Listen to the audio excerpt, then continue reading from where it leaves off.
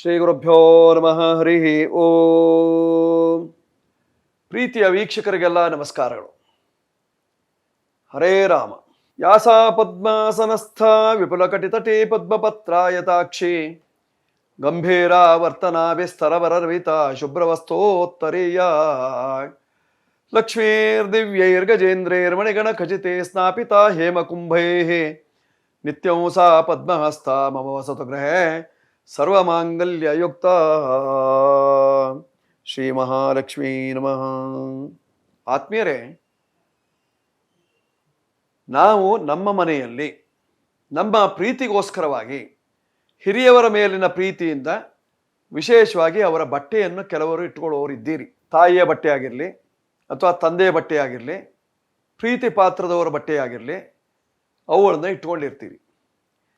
ಅದು ಹಳತಾಗಿರ್ತದೆ, ಅಂದರೆ ಗತಿಸಿ ಹೋದವರ ಬಟ್ಟೆ ಆಗಿರ್ತದೆ, ಹಳತಾಗಿರ್ತದೆ, ಹಳೆ ಬಟ್ಟೆಗಳಾಗಿರ್ತದೆ. ಆದರೂ ಸಹಿತವಾಗಿ ನೀವು ಅವರ ಮೇಲಿನ ಪ್ರೀತಿಯಿಂದ ಇಟ್ಕೊಂಡಿರ್ತೀರಿ.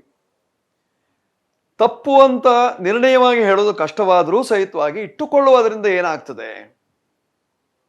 ಯಾಕೆಂದರೆ ನಿಮ್ಮ ಪ್ರೀತಿಗೆ ಭಂಗ ತರುವಂಥ ವಿಷಯ ಅಲ್ಲ. ಆದರೆ ಇಟ್ಟುಕೊಳ್ಳುವುದರಿಂದ ಏನಾಗ್ತದೆ?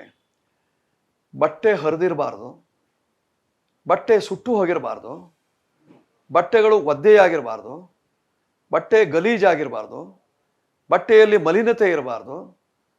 ಅಂತಹ ಬಟ್ಟೆಗಳನ್ನು ನಾವು ಬಳಸಬೇಕು. ನಿತ್ಯ ನೂತನವಾದಂತಹ ಬಟ್ಟೆಯನ್ನು ಬಳಸಿದರೆ ಬಹಳ ಅನುಕೂಲ. ಅಥವಾ ನಾವೇ ಸ್ವತಃ ಖರೀದಿಸಿ ಬಟ್ಟೆಯನ್ನು ಧರಿಸಿದರೆ ಅದರಲ್ಲಿ ಶ್ರೇಷ್ಠತೆ ಇದೆ. ಬೇರೆಯವರು ಕೊಟ್ಟ ಬಟ್ಟೆಗಳು ನಮಗೆ ಸಮಾಧಾನಕರವಾಗಿಲ್ಲದೆ ಹೋದಾಗ ಅದರಿಂದ ನಮಗೆ ನಮ್ಮ ಗ್ರಹಚಾರಗಳು ಸಹಿತವಾಗಿ, ನಮ್ಮ ಗ್ರಹಗಳ ಸ್ಥಿತಿಗಳು ಸಹಿತವಾಗಿ ಬದಲಾವಣೆ ಆಗ್ತದೆ. ಬೇರೆಯವರ ಬಟ್ಟೆಯನ್ನು ಧರಿಸಿದಾಗ ಅವರ ಗ್ರಹಚಾರವು ನಮಗೆ ತಾಗುವ ಸಾಧ್ಯತೆ ಇರತಕ್ಕಂಥದ್ದು. ಕೆಲವು ರೋಗಿಗಳ ಬಟ್ಟೆ ಆಗಿರಲಿ ಅಥವಾ ತಂದೆ ತಾಯಿಗಳ ಬಟ್ಟೆ ಆನುವಂಶಿಕವಾದ ರೋಗವನ್ನು ಹೊತ್ತಿರ್ತದೆ, ಅದು ನಮಗೆ ಅಥವಾ ಆ ಬಟ್ಟೆಯಿಂದ ನಮಗೆ ರೋಗಗಳು, ಸತ್ತ ಬಟ್ಟೆಗಳು, ಸತ್ತವರ ಬಟ್ಟೆಗಳು, ಸತ್ತು ಹೋಗಿರುವವರ ಬಟ್ಟೆಗಳು, ಇವೆಲ್ಲವೂ ಸಹಿತವಾಗಿ ಅಷ್ಟು ಶುಭವಲ್ಲ. ಅದನ್ನು ಮನೆಯಲ್ಲಿ ಇಟ್ಟುಕೊಳ್ಳುವುದರಿಂದ, ಮನೆಯಲ್ಲಿ ಇಡುವುದರಿಂದ ಅಥವಾ ಮನೆಯಲ್ಲಿ ಬಚ್ಚಿಡುವುದರಿಂದ, ಬೇಕಾದಾಗ ಮತ್ತೆ ಮತ್ತೆ ಎತ್ತಿ ನೋಡುವುದರಿಂದ ನಮಗೆ ಅದರಿಂದ ಆತಂಕಗಳು ಮೂಡ್ತದೆ, ಹಳೆ ನೆನಪುಗಳು ಕಾಡ್ತದೆ, ಹಳೆ ರೋಗಗಳು ಬರ್ತದೆ. ಅದರಿಂದ ನಾವು ಕಷ್ಟ ಅನುಭವಿಸ್ತೇವೆ. ನಮ್ಮ ಅಮ್ಮನಿಗೂ ಇದೇ ರೋಗ ಇತ್ತು ಕಣ್ರಿ ಅಂತ ಹೇಳ್ತೀರಿ ನೀವು. ನಮ್ಮ ಅಪ್ಪನೂ ಅನುಭವಿಸಿ ಹೋದ, ನಾನು ಅನುಭವಿಸ್ತಾ ಇದ್ದೇನೆ ಅಂತ ಹೇಳ್ತೀರಿ. ಆನುವಂಶಿಕವಾದ ರೋಗ ಏನಾದರೂ ಇದೆಯಾ ನಿಮ್ಮ ಕುಟುಂಬದಲ್ಲಿ ಅಂತ ವೈದ್ಯರು ಕೇಳ್ತಾರೆ ಅಲ್ವಾ? ಇದಕ್ಕೆಲ್ಲ ಮೂಲ ಕಾರಣ ಏನು ಅಂದರೆ ನಾವು ಮಾಡುವಂತಹ ಈ ಹೊಲಸುತನ ಅಂತಲೇ ಹೇಳ್ಬೋದು. ಅದನ್ನು ನಿಜವಾಗಿಯೂ ಅದು ಒಳ್ಳೆಯತನ ಅಲ್ಲ. ಆದ್ದರಿಂದ ಯಾವುದೇ ಇದ್ರೂ ಸಹಿತವಾಗಿ ಅದನ್ನು ನಾವು ಹೊರಗೆ ಹಾಕಬೇಕಾಗಿರ್ತಕ್ಕಂಥದ್ದು, ಅಥವಾ ಅದನ್ನು ಬೇಡ ಅಂತ ತ್ಯಾಜ್ಯಕ್ಕೆ ಹಾಕಬೇಕಾಗಿರ್ತಕ್ಕಂಥದ್ದು, ಅಥವಾ ದಾನವನ್ನು ಮಾಡಿಬಿಡಬೇಕಾಗಿರ್ತಕ್ಕಂಥದ್ದು. ದಾನವನ್ನು ಹಿಡಿಯೋರಿದ್ದಾರೆ ಅಂತ ಎಲ್ಲದನ್ನೂ ಕೊಡೋದಲ್ಲ.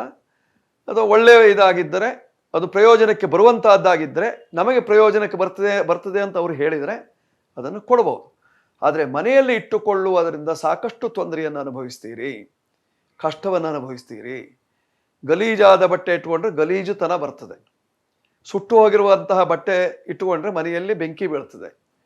ಅಥವಾ ಹರಿದು ಹೋಗಿರುವಂತಹ ಬಟ್ಟೆಯನ್ನು ಮನೆಯಲ್ಲಿ ಇಟ್ಟುಕೊಂಡ್ರೆ ನಿಮ್ಮ ಸಂಸಾರ ಛಿದ್ರವಾಗ್ತದೆ. ಆದ್ದರಿಂದ ಅದನ್ನೆಲ್ಲ ಮೊದಲು ಹೊರಗೆ ಹಾಕಿಬಿಡಿ, ಅದನ್ನು ಇಟ್ಕೊಳ್ಳಬೇಡಿ. ಅದರಿಂದ ನಿಮಗೆ ಅನುಕೂಲ ಆಗುವಂತಹ ಸಾಧ್ಯತೆ ಇರತಕ್ಕಂತಹದ್ದು. ಇದು ಸಣ್ಣ ವಿಷಯ ಅಂತ ಕಾಣಿಸ್ತದೆ, ಆದರೆ ಇದು ದೊಡ್ಡದಾದಂತಹ ತೊಂದರೆಗೆ ಸಿಲುಕಿಸುವಂತಹ ಸಾಧ್ಯತೆ ಇರ್ತದೆ. ಆದ್ದರಿಂದ ಸಾಧ್ಯವಾದಷ್ಟು ಬೇಗನೆ ಇದನ್ನು ಬಿಟ್ಟುಬಿಡಿ. ಪರಿಹಾರಕ್ಕೆ ನೀವೇನು ಮಾಡಬೇಕು ಅಂದರೆ, ನೀವು ಅದಕ್ಕೊಂದು ನಮಸ್ಕಾರ ಮಾಡಿ ತ್ಯಾಜ್ಯ ಮಾಡೋದು. ಶ್ರೀ ಜ್ಯೇಷ್ಠಾದೇವಿ ನಮಃ ಈ ಮಂತ್ರವನ್ನು ಹೇಳಿ ಒಂದು ನಮಸ್ಕಾರ ಹಾಕಿಬಿಟ್ರೆ ಅದೆಲ್ಲವೂ ಸಹಿತವಾಗಿ ಪರಿಹಾರವಾಗ್ತದೆ. ಮಾಡ್ಕೊಳ್ಳಿ, ಶುಭ ಉಂಟಾಗ್ತದೆ. ಇವತ್ತಿನ ಸಂಚಿಕೆಯಲ್ಲಿ ವೀಕ್ಷಕರೇ, ಈ ಸಂಚಿಕೆ ನಿಮಗೆ ಇಷ್ಟವಾಗಿದ್ದಲ್ಲಿ ಸಬ್ಸ್ಕ್ರೈಬ್ ಮಾಡಿ, ಫಾಲೋ ಮಾಡಿ, ನಮ್ಮ ಜೊತೆಯಲ್ಲಿ ಸಹಕರಿಸಿ ಪರಿಹಾರವನ್ನು ಕಂಡುಕೊಳ್ಳಿ. ಶುಭವಾಗುತ್ತೆ, ಮಂಗಳವಾಗಲಿ. ಶುಭವಸ್ತು.